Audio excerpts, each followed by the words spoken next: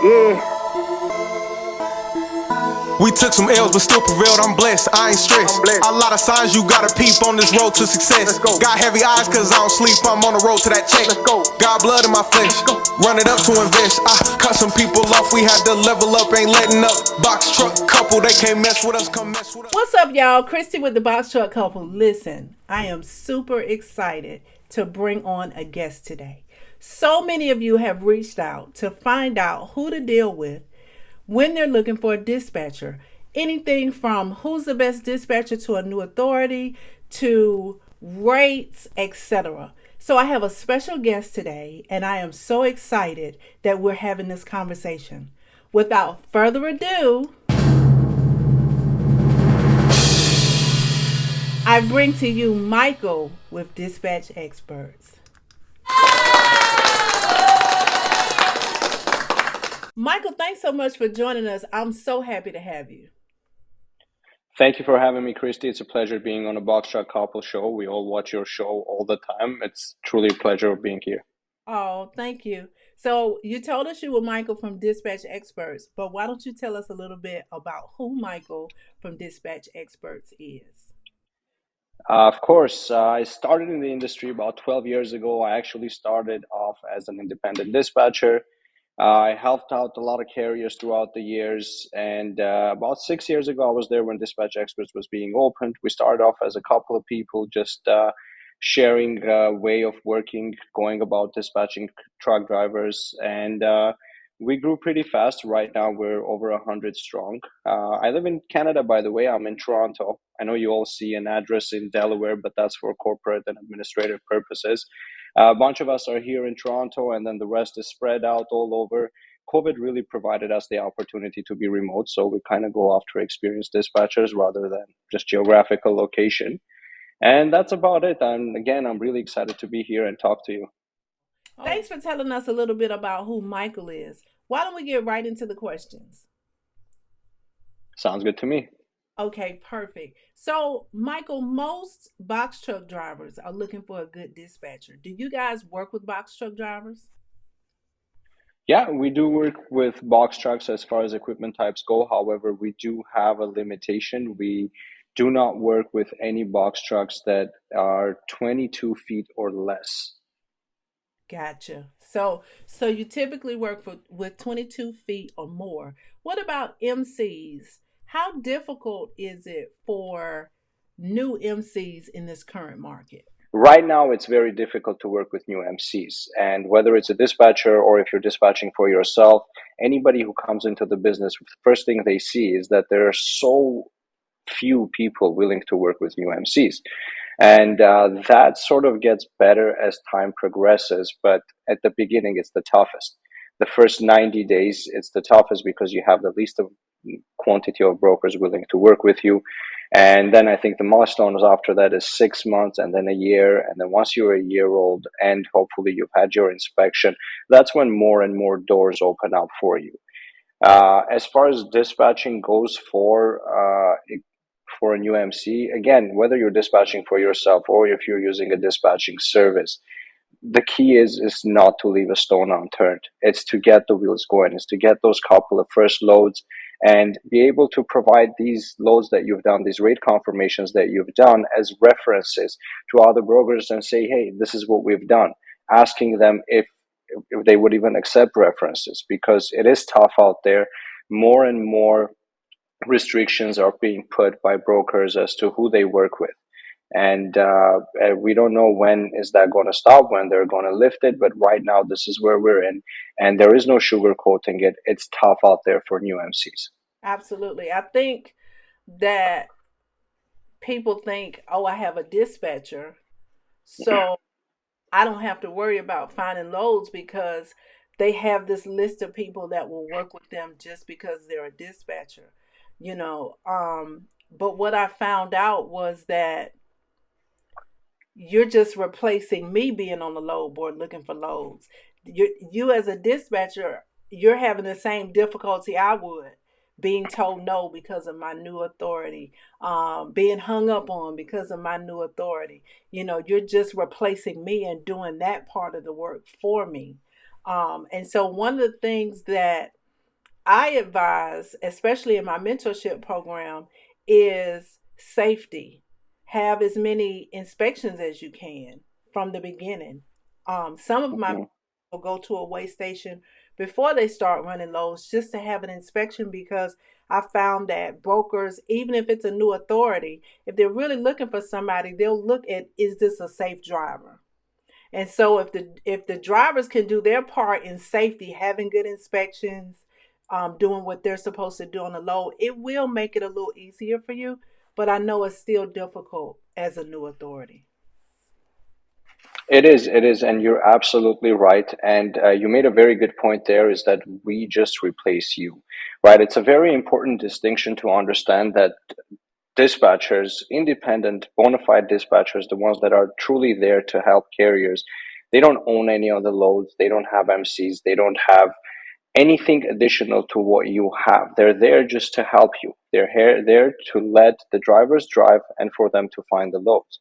And they don't have magic wands. When there's dead zones, there's dead zones. When there's no loads, there's no loads. When the market's at $1 a mile, the market's at $1 a mile, right? So, and it's an important thing to understand that it's the experience comes from how the dispatchers do the route planning, how they avoid the dead zones for new MCs. And you said safety, and I just want to add one more thing. It's so important to be very careful during your first couple of loads, not to fall out of loads with brokers, because those mistakes, because there is a list of brokers that work with new MCs. It's a short list, and if you lose any of these people you work with just by doing a mistake, by misrepresenting your equipment, which I hope we'll get to talk about at some point else, it's such a big hit on already an uphill battle that new MCs face. Absolutely. Thank you for bringing that out. Now, what advice would you give to someone that wants to be home every day?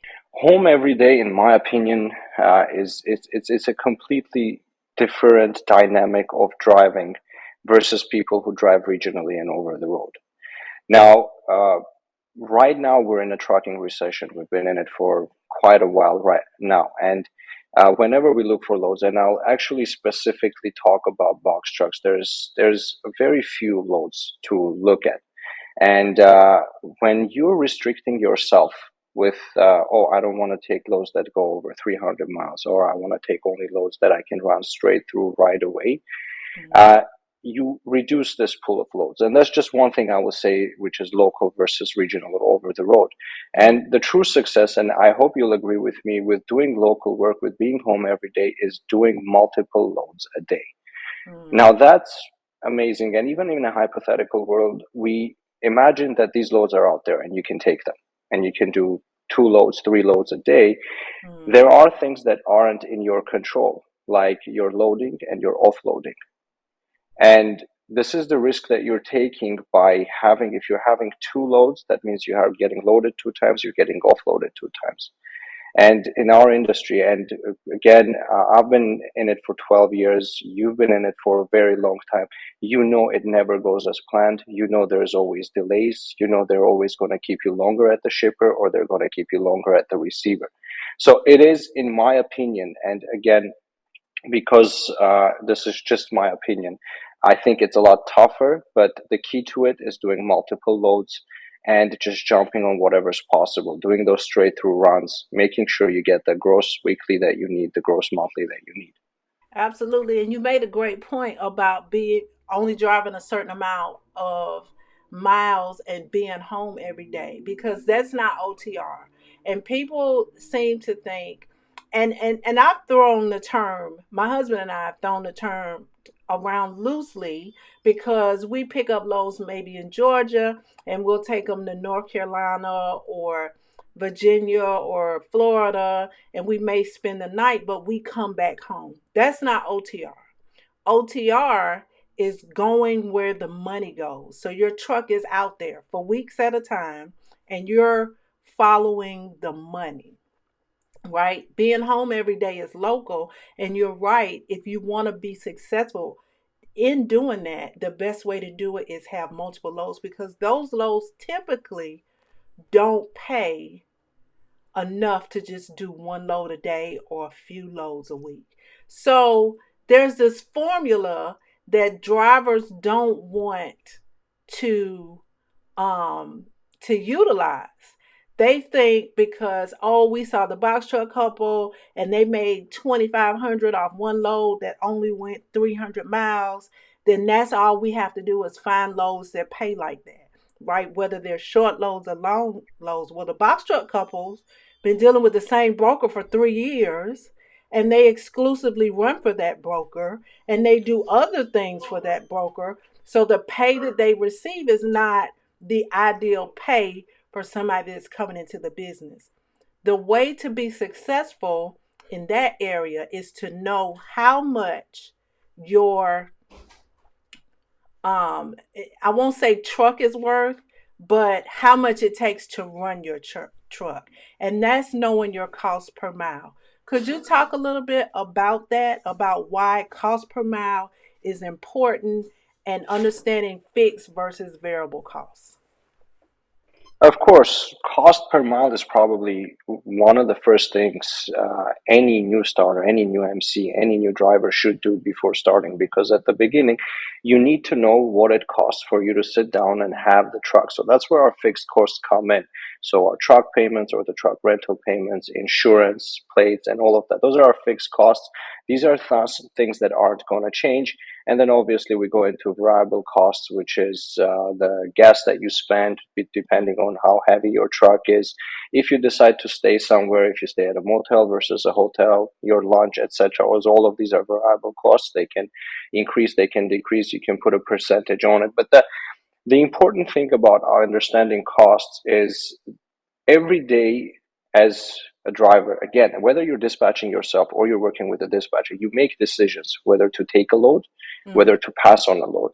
You come to these loads that a lot of the times they don't make sense, especially in the current market where you say, well, they're not paying enough, right? And if you don't know what your cost is, you need to understand that how much do you go negative every day by not doing a load, because it's easy to turn down loads. It's easy to sit down, and it's true. A lot of the loads out there pay very little. It's easy to sit down and say, you know what, I don't want to take it. They're paying me $1.20 a mile. That's barely what is going to cover my gas. But that money adds up, because you need that money to cover your fixed costs, especially at the beginning, to live to fight another day. You need to cover your fixed costs first, and then you need to factor in the variables. And then at the end, you need to run. Especially with box trucks, you need to run to break that profit margin, to increase that gross so that you have a leftover profit. Absolutely. You know, when I came into the business, everybody was saying, you need to make at least $2 a mile. You need to make at least $2 a mile. So I think what it is new drivers, they follow a trend, right? They whatever they hear on YouTube is what they go by. If you really sat down and did your cost per mile, for instance, we have our own truck. Our truck is a '05 Hino. So it doesn't have a DEF tank. Purchasing DEF is off the table, right? I am a bargain shopper, so I'm always on Gas Buddy looking for the lowest fuel. Our insurance is only $900 a month. And that's with 2 drivers. And a lot of new drivers, when we came in, our insurance was $2,600 a month. So our insurance is $900 a month for 2 drivers. And that's it. Fuel, my husband is a mechanic. He's always making sure the truck is in good running order. So we don't have a lot of mechanical purchases to make, like parts and paying mechanics and stuff. So we could probably run for $1 a mile, right? And I say probably because the last time I looked, our costs with fixed and variable, we were at $1.20 a mile, and now our insurance is more. So if people were to actually calculate what it costs to run their truck, especially those drivers that have more overhead, rental trucks, high Exactly. Yes. truck payments, a lot of mechanical issues, those are going to be the drivers whose cost per mile is going to be higher. But you own your own truck. You stay regional, and fuel in that area is pretty reasonable. Your insurance is low. You're going to have a lower cost per mile. And you may find that $2 a mile is like, it's great to have, but it's not Yes. necessary. You could take $1.30 a mile to get out of an area, and it still covers the expenses on your truck, because everything after that is extra, right? It's profit. So sometimes I had a mentee that took 80 cents per mile to get out of a completely dead zone and get her to the next. Hmm. It paid for her fuel, but that's all it paid for. But sometimes we have to make those sacrifices, and she knows her cost per mile. And the next load she got was almost $3 a mile. So it weighs itself out. And that's that example you just brought is also very important to understand, that you don't work on per load. You work with weekly averages. You Right, work with monthly averages, and it's very important to understand that, because in that same your friend, she took that 80 cent knowing that it's going to contribute to her average, because she could have just deadheaded back, not right, taken a load, gone taken that $3 load, but now that same load is basically a $3.80 load for her. right. So it adds to her fixed, it covers her variable expenses. And another thing I want to add, and just because you know you're fixed, and in your case it's $1 a mile, it doesn't mean that you're going to run $1.20. Right, You also need to do your research in the market to understand where the market is at, to right. understand what in this geographical area you are in, brokers and shippers are paying now. So you need to call three, four brokers just to see what they're paying. You need to know your market, you need to know your cost, and you need to operate within those. You Absolutely. never want to you said in the beginning of this call, you get hung up on if your MC is new. Well, you get hung up on if you call a broker and the average is at $1,000 and you ask for 1,700, and Right. you're going to keep on getting hung up on for these reasons. So knowing the market is the other side of knowing what to ask for, how to be reasonable with your request to the broker, and not to overshoot it and not to undershoot it either. If the market's at $1.70 and you know your cost is $1, you don't want to call and ask for $1.30, Absolutely. because there's just money left out there. Absolutely. And you know what? You made up a great point, and I was waiting on you to finish to say that. If you have the enhanced DAT load board, not the basic, the enhanced, then you have the 30-day spot market rate. And then if you have the pro, you have access to the 15-day spot market rate. And what I appreciate about that is because if you're talking to a broker that's trying to really pay you under the spot market, then you have a bargaining tool, right? But if you accept that if the 30-day spot market rate for that area is at $1.70, and of course, you don't want to ask for $2, $3 a mile, because then you're being unreasonable. But if you accept $1 or $1.30 or $1.40, then you're bringing that spot market value down, right? Exactly. And so you have to be careful with that too. It's okay to tell a broker no, because guess what? Enough no's, then the broker's going to bring their rate up. It makes it easier on the other owner operators that are looking for loads. It makes it easier on the dispatchers that are looking for loads. So good point. Of course, of course. And Mm-hmm. it's also good to look at the rates as to where you're going. And this Mm-hmm. is kind of one other thing that I would love to have a discussion with you and get your opinion on it, is because when you book a load somewhere, you don't just look at the pay that you're getting to get there. Route planning comes with you planning as what's going to happen after. What happens when you do that 2 day drop, where it's taking you? If it's taking you to a place where you're going to be able to easily get a load back or load somewhere else, or are you going to get stuck there for 2 days? Right. Which is something that will help you with your calculations, and it will also help you in your negotiations. If Mm-hmm. you're talking to a broker and they're paying you an X amount of dollars to go to a dead zone, saying like, look, I know I'm going to go there and I know I'm not going to come out. I Right. know I might have to dead 200 miles to get another load. That is a reasonable way to say, what's the best that can be done. And I would love to hear your opinion on this. Is do you do it? Do you actually do the route planning? Do you see the next end as well? I teach the route planning.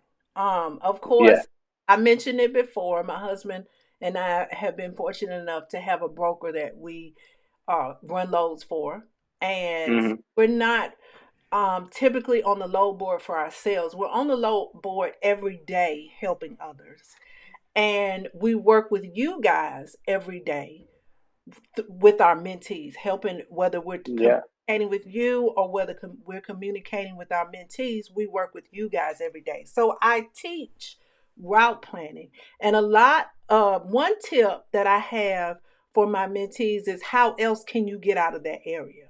Right? If you have 6 months experience, is there an Amazon in that area that can help you get out of that area? There's nothing wrong with going there, but how else can you get out of that area? If you have mothership access, what are the mothership loads looking at like? That and it Hmm. mothership's not going to pull you out of the area. But if I can run a $500 local load, then that's gas money for me to deadhead to the next spot. Or if I can run Of an course. Amazon load, that if I'm in the middle of Colorado and that Amazon load is going to get me to an area that does have loads coming out of, but it's only paying gas money, then at least I didn't deadhead for nothing. So I teach Of course. route planning, but I teach it in a way that depending on the dispatcher or the load board isn't the only solution. You guys can do but so much. So what else can you do to get out of that area or make the money that will make up for the deadhead that you'll have to do? Of course. I hope that made sense. It did. It did. It made all the sense. Okay. I'm wide-eyed listening to everything you're saying. Of course, and all these platforms are out there, and it never is enough, especially for box trucks. It never is enough to just go on any of the load boards, just put the straight box truck in the search bar, and just see what's out there, because everybody's gunning for those loads. It's always the ability to think outside the box, think what else you can do, and think about partials, think about Right. connecting partials, right? Think about a lot of the times hot shot loads that are like 22 feet, 23-foot hot shot loads that can go on a box truck. Right. And the key to that is, and I will say this, it's to disclose your equipment type to the broker, Right. because that's one of the common mistakes that we've been seeing. Is that, yes, we give the advice, just think outside the box, go see if you can go on a drive and partial load, but never ever not tell the broker that you have a box truck, Right. because you're going to end up going to pick up, they're not going to load you, and at best the broker's never going to work with you again. At worst, you're going to get reported, Right. right? And that sort of comes into like the communication that you have with the brokers, always maintaining the proper communication, double checking everything, verifying things. If you're planning to stack the pallets they're going to put in your truck, ask if those pallets are stackable, right? Right. If you're picking up something that's not for your equipment type, make sure you disclose that, right? And I think that's the key. It's because you said you have a relationship with the broker that's keeping you moving. And the key to having these relationships, to keep on running these relationships, is to maintain proper communications, know Right. how to talk, and not maintain when everything is going smoothly, but maintain proper communication when things aren't going smoothly. Correct. Correct. And that's when people Say it again. Can you say it again for the people in the back? maintain proper communication. If a driver tells me every time I call them, no, my truck is not available, I'm going to stop calling them. They don't need me. But if I know they have Yeah, a real life situation going on and I tell them, but my truck will be available after this date, then a broker is more likely to have empathy for what you're going through and pencil that in on the calendar so they know when you'll be available again. But if you're not honest with a broker, then a broker's going to think, oh, they don't need me. They got enough work. They don't need me. I'm going to stop of calling course. them. So that was an excellent point. Thank you. Thank you. And your point was even better, to be honest with you. I didn't want to say it, but we Michael, you're something else. So there are so many drivers that don't know what to expect, right? From a dispatcher, but they need help. So I guess the first question is, what do you guys expect from drivers? I think, and since we were just talking about it, is communication. Mm-hmm. We are independent dispatchers. We're all sitting there. We're all working in a high-paced environment, right? We work in the spot market. Everything that comes out, everything good that comes out is gone within the first 5 minutes. Mm-hmm. And proper communication is the first thing that we always look at. And our top performing dispatchers, that's what they do with the clients that they have built relationship with, and the clients that they have built relationship with them, is they know a certain communication channel that's going on, whether it's text message, where it's a phone call, whatever it is, it's fast paced, and we are in a fast paced environment. So I'd say just as important it is to build relationships with the brokers, with the shippers, it's just as important for a dispatcher to build a relationship with the driver, with the owner. And similarly, we expect that relationship back because we're dealing with multiple carriers. And I will get back to how many carriers a dispatcher should deal with, but it's the same thing. If we're constantly, if I find a good load and I call you, Christy, and I say, hey, Christy, I got this load. It's leaving Savannah. It's going somewhere. It's a good load. This is the best we're going to be able to get in the market. You say, no, I don't know. Maybe I'll let you know in 20 minutes. In 20 minutes, that load's going to be gone. Right. Then I call you again, and then it's something similar. And then as a dispatcher, I'm going to understand that you don't want to take a load from me. Mm-hmm. I'm going to say, you know what, let me know what's your parameters. And if your parameters are something that's not possible, then I'm not going to call you. You're not going to call me. Our relationship is not going to progress. But you Right. can talk to me similar to your example. You can say, hey, Mike, listen, I know it's a good load, but I want to wait out because I have A, B, C, or D. Right. And that's how those relationship is built. That's how Michael learns about what Christie's preferences are. That's Right. how Michael knows that even though something might look good for me on the load board, Mm-hmm. it's not good for you, and you're my client. And this is what a dedicated dispatcher is. And just to finish off my point, and because we try to hire only experienced dispatchers, and a lot of we hear people say they dispatch 15 trucks at a time. I don't think that's possible. Right. That's not possible. That's hard. A dispatcher it's 5. Yeah. And if most of them are regional or over the road, local drivers, you maybe 3. Yeah. Because you need to be out there, you need to be looking, right? And so I wanted to make this important point for everyone to know. It's impossible to dispatch that many truck drivers. You're going to end up just screwing things over for the truck driver and for yourself. Drivers don't have a commitment as far as I have to only dispatch with you. And they may have multiple dispatchers, which I feel could also be a hindrance. What do you think about that?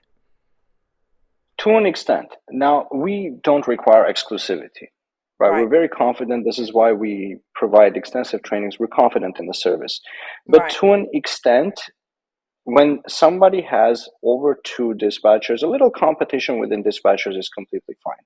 Right. We have a similar competition within our organization where we would see when there's a tough thing to do, a couple of dispatchers will compete to see who's going to be able, who's going to come up with a creative idea, who'll find something, right? But when you have 5, 6, 7, I've seen someone with 10 dispatchers constantly sending you things. And I'll bring the example on me. I cannot process all that information.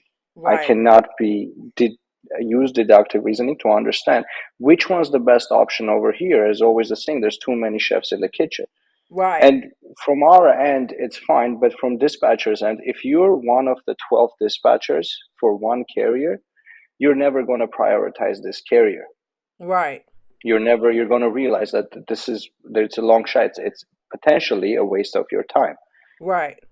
Brought up a good point of new MCs sitting at home all day and not getting a load. Mm-hmm. And I want to mention that it is understandable the frustration from the driver's side when they're not getting a call from their dispatcher.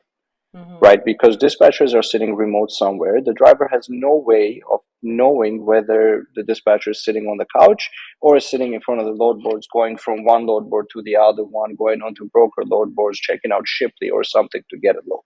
Right. Now, and this is something, and I know I spoke about the communication between the driver and the dispatcher. This is something that dispatcher needs to make sure to do, is to let the carrier know at what stage we are. Similar to the broker thing we said, if it's nothing, if there's nothing, just say, I've been looking, it's terrible.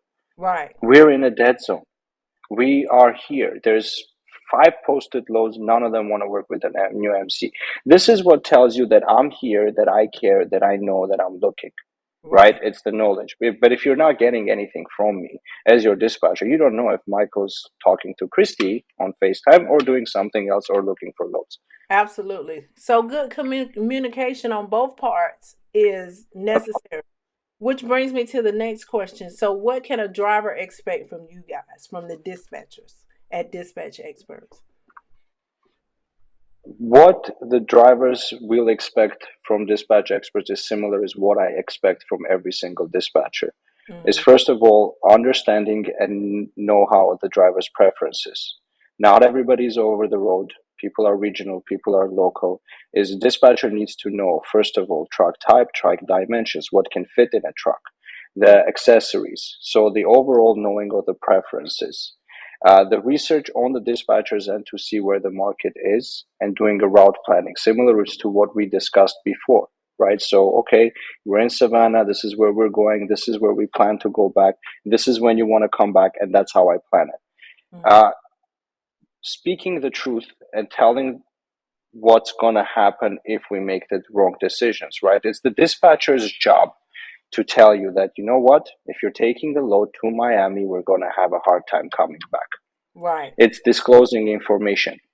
It's the dispatcher's job to maintain that communication that we were talking about with the brokers, because the dispatcher now is the front-facing man of the company that you've created, that you're paying all the fixed costs for. The dispatcher isn't. So dispatcher is your face now. When they call a broker, they talk to the broker. Their professional manner and mannerism is what's going to determine whether the broker wants to work with you or not. And that's it. As long as the dispatcher knows what they're doing, knows the driver's preferences, maintains proper communication with the driver, and gets the same back, that relationship is only going to grow. Okay, very good. Is there anything else that you'd like to share with us regarding dispatching or dispatch experts, or anything, any last words or piece of advice? Honestly, I enjoyed this conversation so much. Thank you so much for having me. I could talk for another hour or two, to be honest with you. Yeah. But again, thanks for having me. No, I don't think I have anything else to share. And if any of your mentees have any questions, please have them reach out to me personally. Anybody who's ever filled out a form on our website, they know I personally talk to almost every single one of them. I make myself accessible for everyone. So if there's any questions, anything, feel free to reach out. Very good. Well, we really appreciate you taking time out of your busy day. This is a Saturday, you guys. So we really appreciate you taking time out of your busy day to come and talk to us, okay? Thank you for having me. Thank you, Christy. Thanks for joining. All right, you guys. So there you have it. Wonderful conversation with Michael at Dispatch Experts. Again, we're truly grateful that he was able to join us today. Listen, I know you guys have lots of questions. So if you didn't get your questions answered in this video, make sure you comment below and we'll make sure that your question gets answered. Also, if you'd like to reach out to Dispatch Experts, the link to Dispatch Experts and Michael's email will be in the description box below. Make sure you tell them that Christy and Walter from the Boxtruck couple sent you, okay? All right, if you're not currently subscribed to the channel, make sure you do that. We got lots of great videos coming soon, and we'll see you guys in the next video. Bye-bye. Yeah. We took some L's, but still prevailed. I'm blessed, I ain't stressed. A lot of signs you gotta peep on this road to success. Got heavy eyes, cause I don't sleep. I'm on the road to that check. Let's go. got blood in my flesh. Run it up to invest. I cut some people off. We had to level up, ain't letting up.